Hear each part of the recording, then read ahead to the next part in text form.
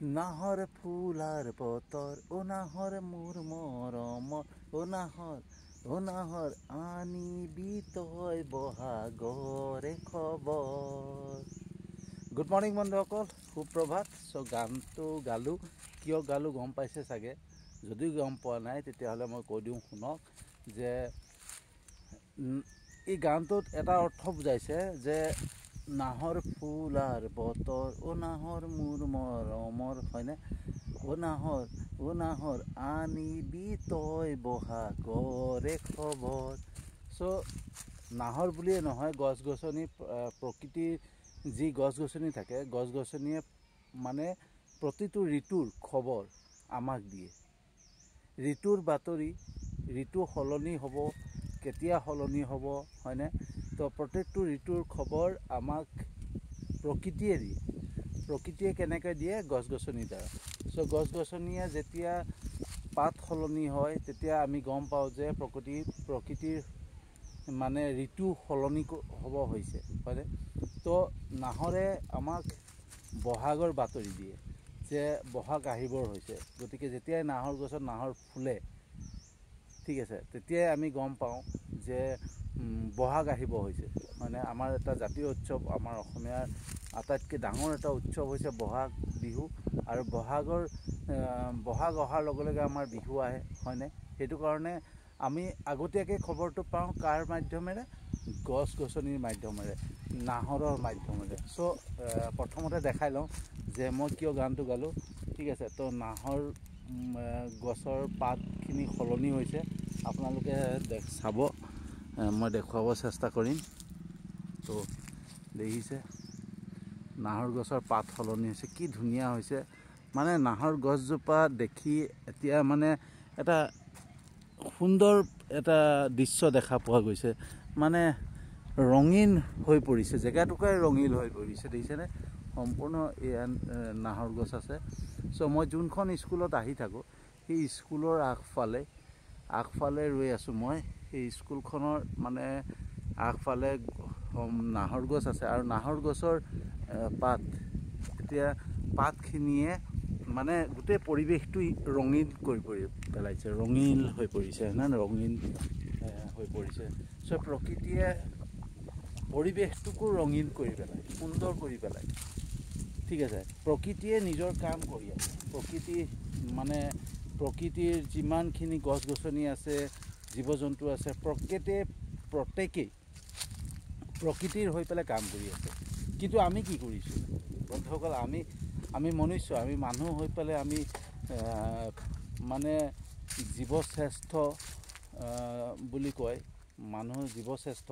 আৰু আমি মানুহ জীৱশ্ৰেষ্ঠ হৈ পেলাই আমি কি কৰি আছোঁ? আপোনালোকে এবাৰ চিন্তা কৰকচোন, আমি কি কৰি আছোঁ? আমি নিজৰ বাবে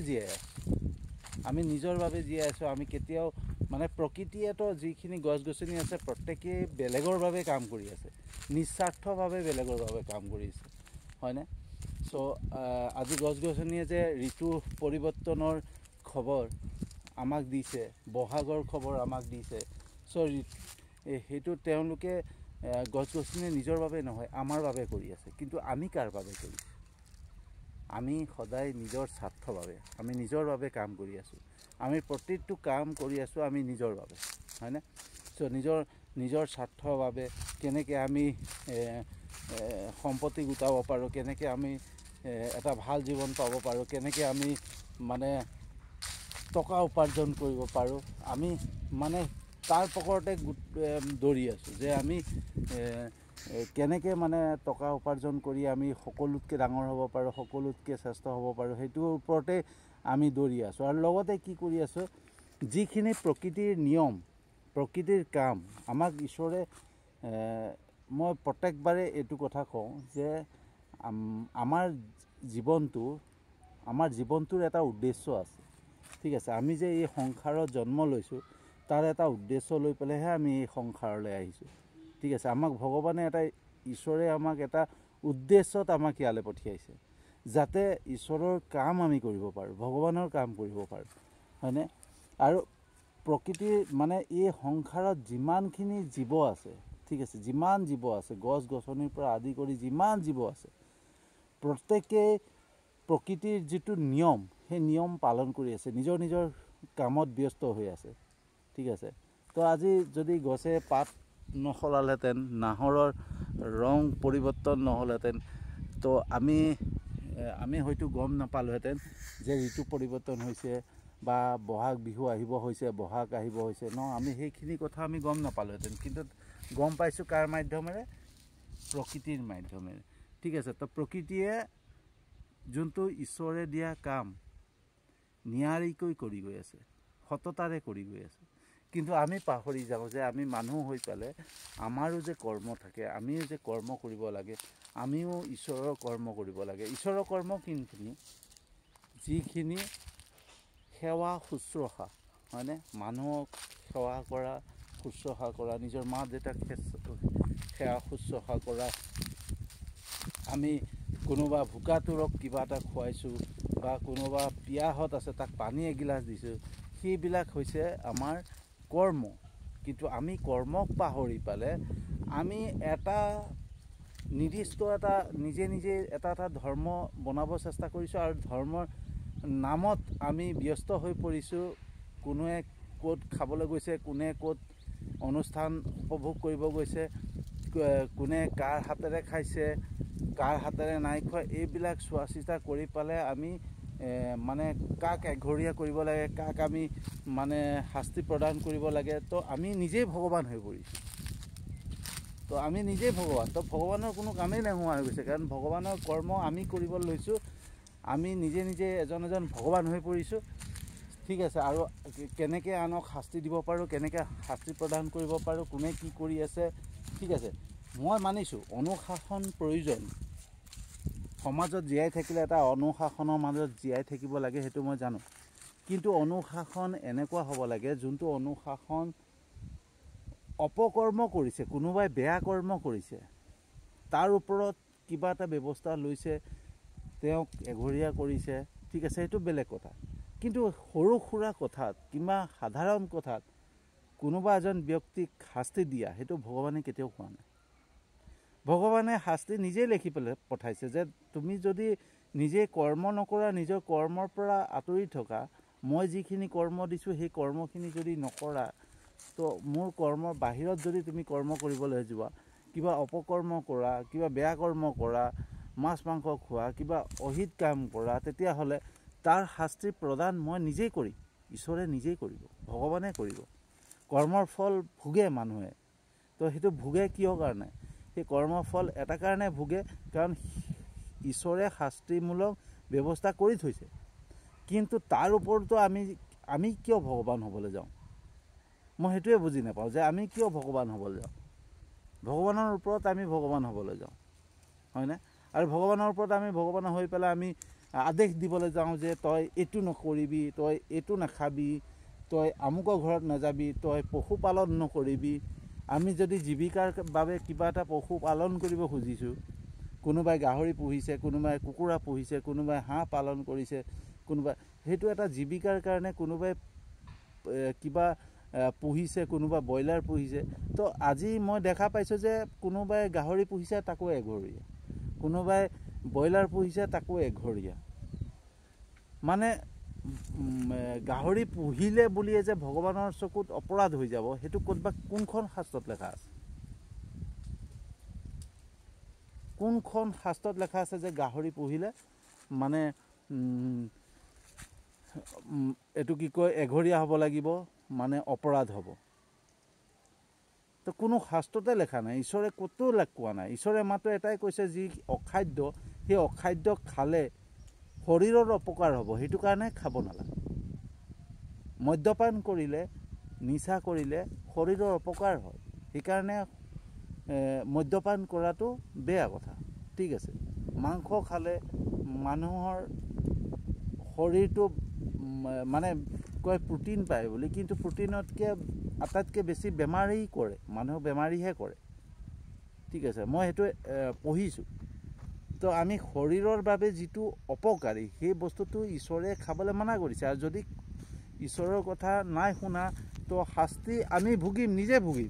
কিন্তু আমাক ঈশ্বৰে কোৱা নাই যে তুমি নাখাবা, তুমি খালে পাপ লাগিব সেইটো কোৱা নাই হয়নে আমি শাস্তি ভুগিম আমি নিজে কষ্ট পাম কিন্তু মানুহে নিজে এখন মানে এটা ভগৱানৰ নিয়ম বনাই লৈছে নিজে ভগৱান হৈ পৰিছে আৰু ভগৱান হৈ পেলাই কয় এইটো নাখাবি সেইটো নাখাবি সেইটো নাখাবি সেইটো নাখাবি আৰে তেনেহ'লে গুৱাহাটীত থকা মানুহখিনি কনচা নিয়ম মানি পেলাই চলি আছে গুৱাহাটীৰ মানুহ গুৱাহাটীত যি ফ্লেটত মানুহ মানে বাস কৰি আছে তেওঁলোকে আজি এখন সমাজৰ মাজত আছে জানো নাই তথাপি তেওঁলোক জীয়াই আছে তেওঁলোকেতো কোনো হেৰিয়ে নাই ঠিক আছে সমাজৰ মাজত থাকিলে এটা অনুশাসনৰ মাজত থাকিব লাগে এটা অনুশাসন মানিব লাগে অনুশাসন কোনবিলাক হ'ব লাগে যোনখিনি অপৰাধ বেয়া কৰ্ম অপকৰ্ম সেইবিলাকৰ পৰা বিৰত হৈ থকাটো সেইটো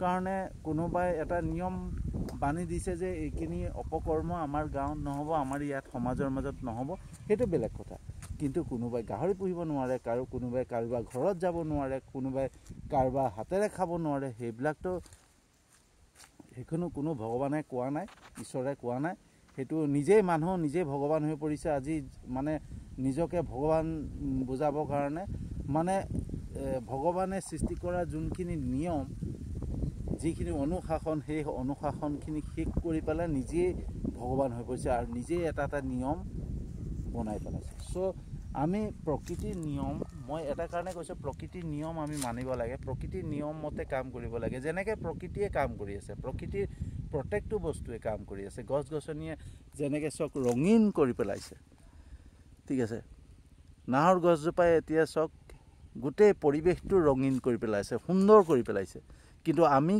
মানুহে কি কৰিছোঁ আমি মানুহে পৰিৱেশটো বিনষ্ট কৰি পেলাইছোঁ আমি এখন গাঁও সুন্দৰ কৰাতকৈ এখন সমাজ সুন্দৰ কৰাতকৈ আমি সেই সুন্দৰ সমাজখনক বিতৰ্কময় সমাজ কৰি পেলাইছোঁ হয়নে বন্ধুসকল আমি মানে বিতৰ্কমূলক এটা সমাজ কৰি পেলাইছোঁ বেয়া এটা সমাজ কৰি পেলাইছোঁ তো আপোনালোকে নিজেই চিন্তা কৰক যে প্ৰকৃতিৰ গছ গছনিয়ে আজি এই যে এৰিয়াটোত গোটেই নাহৰ গছ আছে আৰু নাহৰ গছে এই প্ৰকৃতি নাহৰ গছে এই জেগাটুকুৰাৰ পৰিৱেশটো কিমান সুন্দৰ কৰি পেলাইছে এটা সুন্দৰ পৰিৱেশ কৰি পেলাইছে এটা ৰঙীন পৰিৱেশ কৰি পেলাইছে আজি এই জেগাটুকুৰা দেখা পালে প্ৰত্যেকেই মানে ফটো কপি তুলিবৰ মন যাব বা ইয়াত সেলফি এটা ল'ব মন যাব হয়নে